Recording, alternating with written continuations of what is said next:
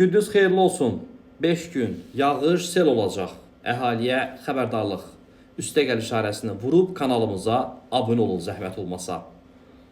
Ölkə ərazisində martın 25-dən 30-una qədər hava şəraiti qeyri-sabit olacaq və bəzi yerlərdə ciddi yağıntılar gözlənilir.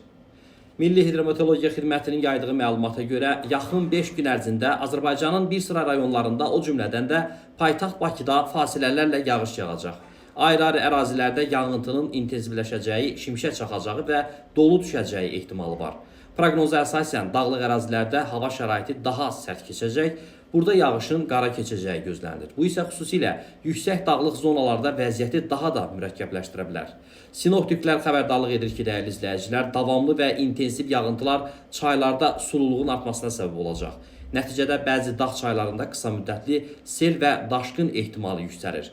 Mütəxəssislər vətəndaşlara ehtiyatlı olmağı, xüsusilə dağlıq və çay kənarlarına yaxın ərazilərdə yaşayanların təhlükəsizlik qaydalarına ciddi riayət etməsini tövsiyə edir.